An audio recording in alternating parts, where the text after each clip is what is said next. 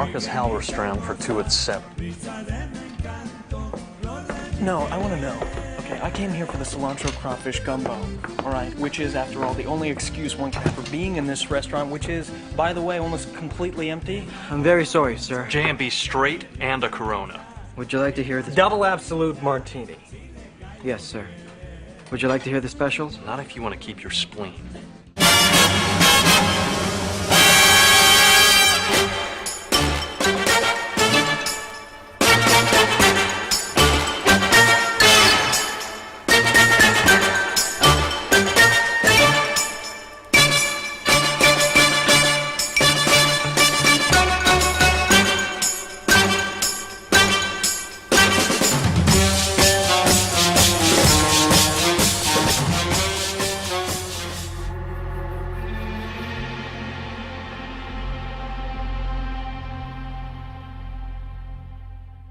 Okay, hi guys, and welcome to the show. And today I'm super excited because I get to make this video. You guys have been requesting it for absolutely donkeys, but two of my favorite subjects combined, and that is of course cinema and wristwatches.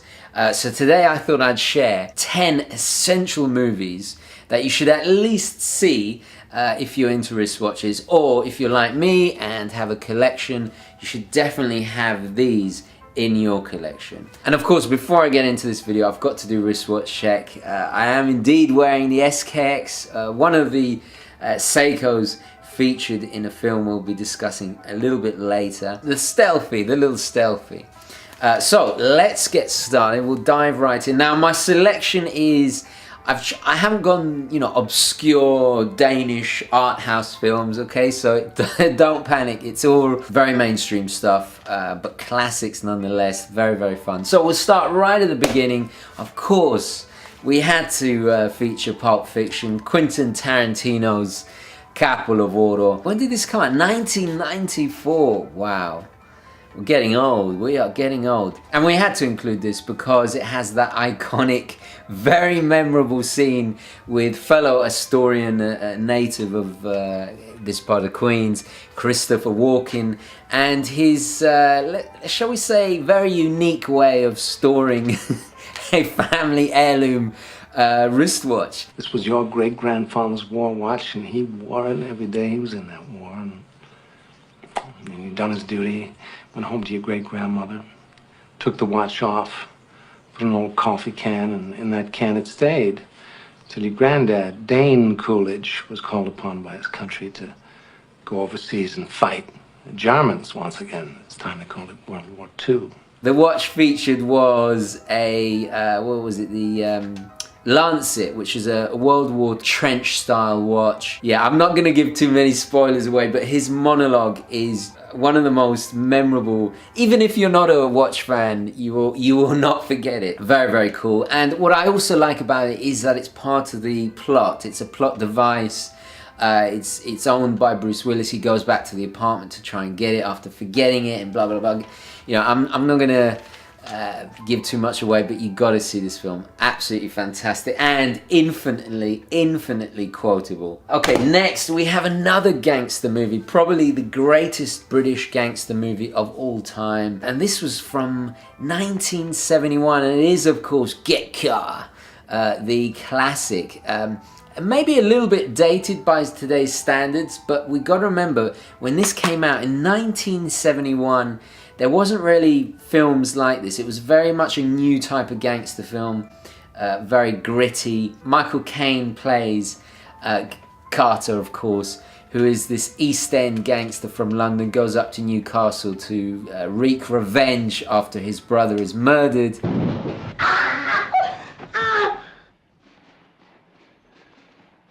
Don't let us interrupt you. We've got to take you back to London. Said he'd be doing him a big favour. Well, we know why you're all steamed up, and so do Gerald and Sid. But they have to be diplomatic. Now, take me back to London. Directed by Mike Hodges, and a fantastic, absolutely super cool score by Roy Budd. The opening title sequence in the tunnel with when the music kicks in, it just sums up the whole film perfectly.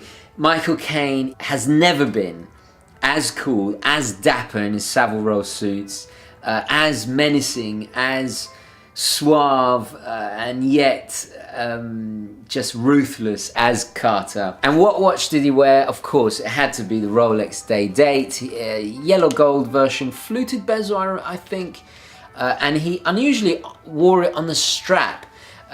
More in keeping with his dapper kind of style, I think. And this was way before it became the go-to gangster watch in literally every movie thereafter. Precise reference, I'm not quite sure. Guys, if you do know, please do share down below. Moving on.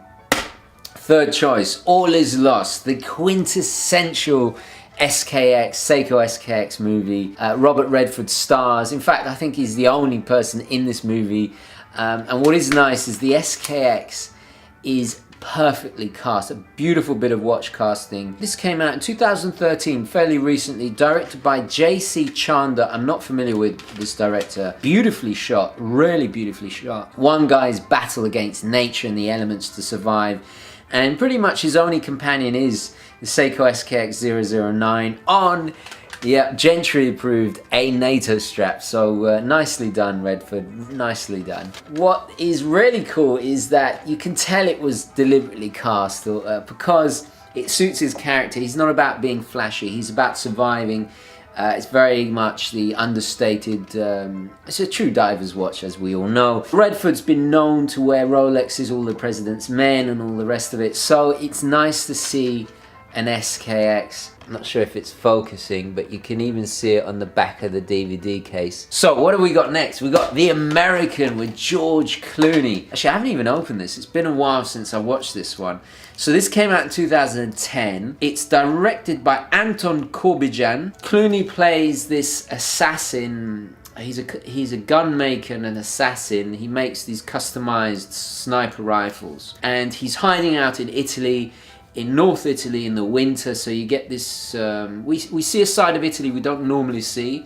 It's very much a kind of modern noir film, quite arty, beautifully shot. And what I love about this, and yes, Clooney of course is an Omega ambassador, but I think they actually got the Speedmaster cast very nice. It's not your typical going to the Apollo 13. He's all about precision. There's a scene where he's making I believe the barrel, customizing the barrel for a rifle, sniper rifle, for a job, a contract he's got. He actually uses it in a scene, the iconic Manuine chronograph, perfect for this role, to time, I think he was timing how long it takes to assemble the rifle, because I think it goes in, it folds up into a case. It had to be portable for one of these, you know, jobs.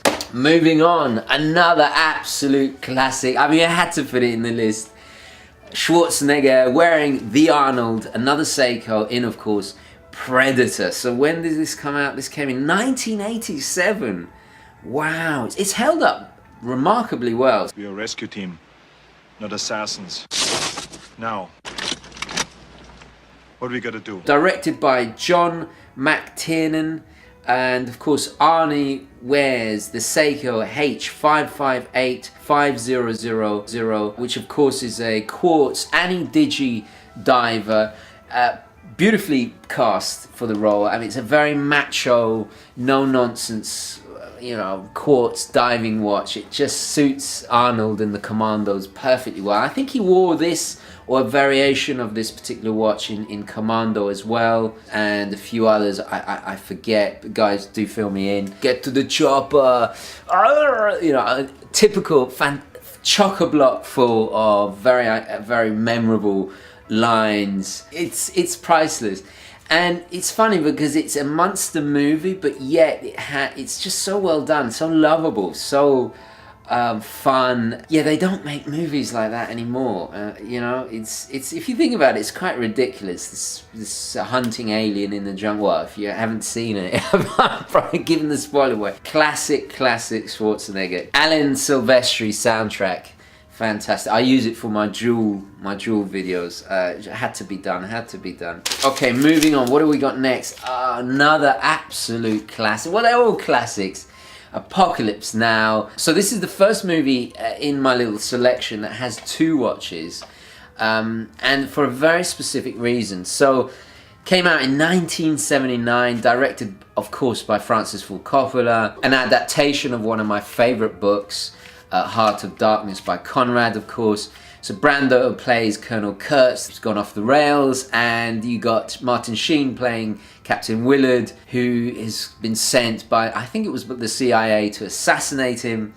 It's set in Vietnam. So what is unique about it is we have Brando with his bezel-less Rolex GMT as the villain, well, if you see it like that, and then Martin Sheen with the iconic Seiko 6105, one of the most lusted after Seiko dive watches. So it's an interesting juxtaposition because you've got the good guy wearing a Seiko going against the the villain wearing a Rolex. Maybe we shouldn't read too much into that, but and also very unique because Brando playing the maverick, the unconventional, without the bezel. Was that deliberate? Was it an accident? Does he just not care? Or was it symbolic of him trying to forget about the second time zone, you know, Pentagon time, I guess you could say. Obviously I love it too because it has that classic Wagner Valkyrie. We're coming low out of the rising sun,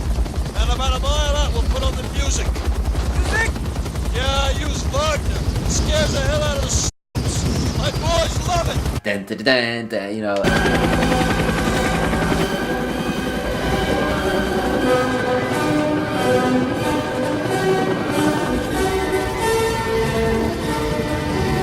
Doesn't get more iconic than that. Really outstanding. If you have not seen this film, I think, well, you should see them all, but definitely worth watching. Okay, next we have Frantic from Roman Polanski, one of my favorite directors. In fact, I was looking at my collection the other day and I realized that I have more Polanski films than any other director, and I didn't realize I was that much of a Polanski fan, but Roman's films are incredible. This is a little departure from his Apartment trilogy that came before this in the 70s and even before that. Starring Harrison Ford, set in Paris. It's a kind of espionage, thriller, spies, Cold War, that kind of stuff.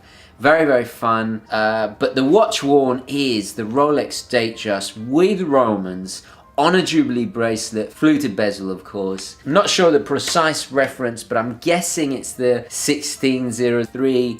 I could be wrong, and I'm guessing because of, you know, 1988, that kind of period. Very cool theme music by Grace Jones, has to be said. Strange, fantastic song. I love this film. It's one of Polanski's kind of forgotten about greats. I really do believe that. Harrison has been seen with Datejust in numerous films, and I think it really did suit the American businessman perfectly that got caught up in this. Anyway, I'm already saying too much. Check it out if you haven't seen it. Very, very cool. Alright, so moving on, Marathon Man. Now, I've mentioned this watch a million times before, and I actually named my little Pepsi GMT after Hoffman. My little Hoffy, the Hoffy. So this came out in 1976, directed by John Schlesinger, starring Dustin Hoffman, of course, wearing his Rolex GMT, the Pepsi. Also Laurence Olivier. Now I've always been trying to guess what watch he wears. Some very 70s looking piece. There is a close-up of it in that iconic "Is It Safe?" the torture scene, I guess you describe it. He plays this very evil. He plays the white, was it the White Angel, the Vasa Angel or something like that. Is it safe? Is it safe? Is it safe? Is it safe? Is it safe? Is it safe? Please stop. One of the most memorable villains ever. I mean, you don't get scarier than a Nazi dentist. Hoffman is a character obsessed with running, and there's a very memorable scene. In fact, actually Rolex used this in their recent Oscars video. Please give me time. It's a Rolex, my brother's watch. And he stops a taxi. He has no money. I think he escaped. He didn't even have much clothes on. He escaped from being held captive. And he uses his brother's Rolex to bribe a taxi driver to get out of danger. Just goes to show the the instant tradability you have with the Rolex. It's a very memorable, fantastic movie. If you haven't seen it, check it out. Again, they don't make movies like this anymore. Real shame. Okay, so moving on. Next, American Psycho. We had to put this one in it. Another Rolex, this time the quintessential 80s yuppie Rolex, the two-tone Datejust. I have actually reviewed this watch. I'll put a link up there. I reviewed, not the watch in the movie, that would be worth an absolute fortune, but a similar tapestry dialed two-tone Datejust, the 16013. This film was from 2000, although set in the 80s. One of the most memorable lines, of course, is, Don't touch the watch. so based on a fantastic book. If you haven't read the book, I urge you to check it out. The book, well, as always is the case, is far better than the movie. Quite dark, humoured. I mean, I found it hilarious. It depends. It depends if you've got the kind of Charlie Brooker, Black Mirror type, or Chris Morris style humor. You'll find it absolutely hilarious. So Patrick Bateman is this typical kind of Wall Street guy. The watch very much represents that entire age. That kind of greed is good, but yet taken to a psychotic, murderous level, beautifully by Christian Bale, who just plays this role perfectly. I believe in taking care of myself, in a balanced diet and a rigorous exercise routine. In the morning, if my face is a little puffy, I'll put on an ice pack while doing my stomach crunches. I can do 1,000 now. You know, some of these movies from the past have such fantastic scripts, you know. Okay, last but by no means least, Aliens. Actually, I have the quadrilogy, the entire Aliens. I'm not a fan of the Resurrection, the last one. It's yeah, big fan of the original Alien by Ridley Scott, of course. Totally different to James Cameron's sequel, which is what we're discussing today. So the sequel came out in 1986, directed of course by James Cameron. He's very much a watch guy, as you know, with his whole tie-in with the deep sea. However, in this, there's a number of amazing Seiko watches, and it is no accident, guys. If you see the making of the documentary, you can appreciate how obsessed and the attention to detail Cameron goes into every little facet. It's just amazing. The watches cast in this are phenomenal. They really suit the industrial aesthetic. So we have Giugiaro's iconic, the 7A28 was the original, which actually came out a little bit early in 1983 when I was born. Yay!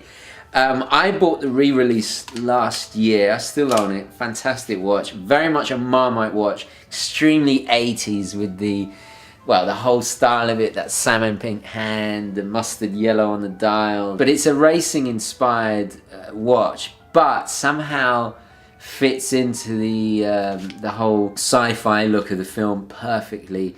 There's a few great Seikos. Also there's the Bishop, you know, the PVD version. Worn by the android.